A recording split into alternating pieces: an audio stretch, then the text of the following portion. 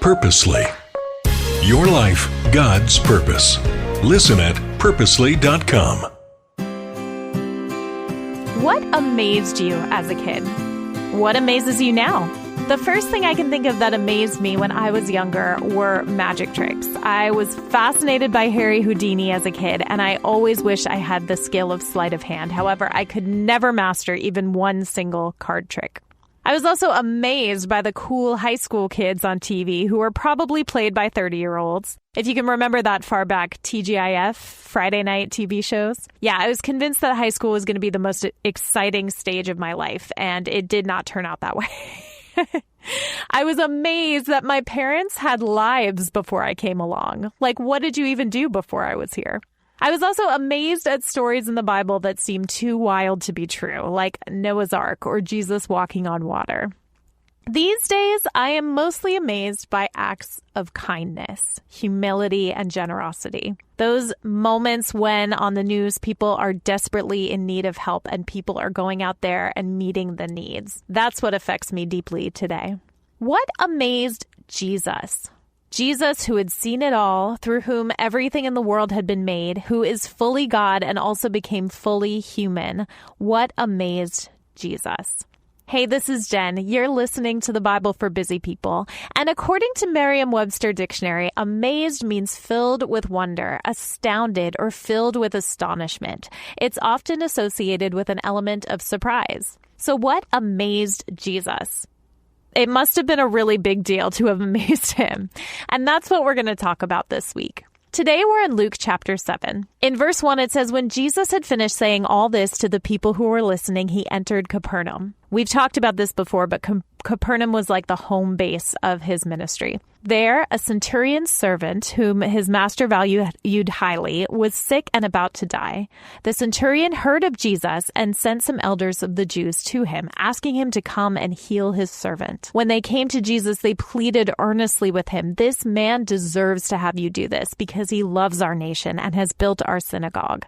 So Jesus went with them. He was not far from the house when the centurion sent friends to say to him, "Lord, don't trouble yourself, for I do not deserve to have you come under my roof. That is why I did not even consider myself worthy to come to you.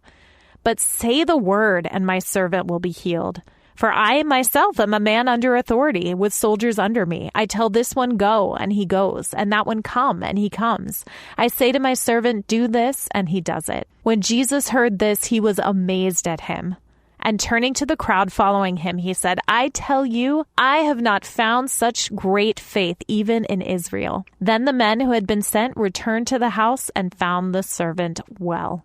Now, Luke and Matthew tell this same story, but they disagree a little bit in their tellings. Matthew says the centurion came to Jesus himself. Luke says he didn't even show up. He just sent word to Jesus. Regardless, there are a lot of similarities in this story, so I feel pretty confident they're telling about the same situation.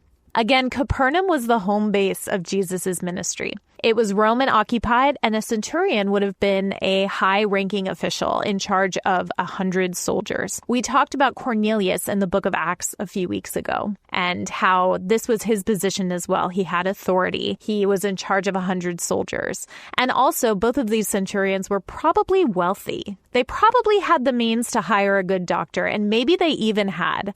You know, I think about the woman with the issue of blood. She suffered under the care of many doctors and had spent all she had, yet instead of getting better, she grew worse. In both these situations, both the centurion, on behalf of his servant, and the woman with the issue of blood, they were desperately aware of their need. And being desperately aware of your need puts you in a position to come humbly before Jesus. Now, this kind of relationship is actually really striking, right? We have a centurion who is fighting on behalf of his servant. In the Roman world, a servant would have been considered mere property. But this centurion was fighting for this man's life. Actually, or this woman's life. I don't think it specifies whether it was a man or a woman that was the servant. But there's compassion here. There's desperation. The centurion sent Jewish elders to Jesus to speak with him. And it was a sign of respect. He didn't send soldiers to force Jesus. He didn't send soldiers to persuade him. He was desperate, but he was respectful. And this is part of faith. He had an understanding that Jesus was more than just a teacher. He also had the support of the Jewish elders, and this is really interesting to me. They did this on his behalf because of the centurion's good deeds, like building a synagogue. Now, the centurion must have been undeniably a pretty decent guy, but as the study Bible on Bible Hub points out, there's a divide here on what it means to be worthy. The Jewish leaders considered the centurion worthy because of his good deeds, but Jesus considered him worthy because of his humility and faith. The centurion himself declared himself unworthy of Jesus to even come into his house. The study Bible also notes the foreshadowing of Gentiles included in the promise of God here. The centurion believed that Jesus only had to say the word. The pulpit commentary says he had risen above the need of an outward sign, such as a touch or even the sound of a living voice. And I know for me, sometimes I'm still looking for those signs. Sometimes my faith isn't to the point of Jesus can do this and I'm going to stop worrying about it. Sometimes my heart still really wants an outward sign. But the centurion, who wasn't even Jewish, had a faith that said Jesus can do this, whether or not he's here. This verse says Jesus was amazed, and the Greek word here is thaumazo, meaning to admire, marvel, or wonder. This specific word is only used about Jesus in 2 stories in the Bible, and we'll talk about the other one tomorrow.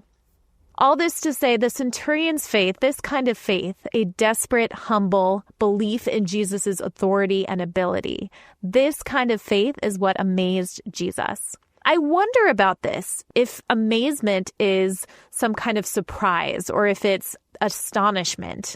Why was Jesus feeling that way? Is it because he didn't see much like it on earth? Is it because he knew what it was like to be human and how difficult it can be to believe? I don't really know, and I don't really have an answer to those questions.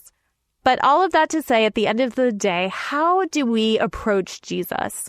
Can we approach him fully convinced that he is all-powerful and all-capable? Can we approach him confident that he will heal what's broken? That's the question I'm going to leave with you today, and we'll talk more about what amazed Jesus tomorrow. Thank you for listening to The Bible for Busy People. If you need prayer or want to go deeper in your faith, visit our show notes. Will you take a moment to share with a friend and leave a review? It helps the Bible get into even more people's minds and hearts.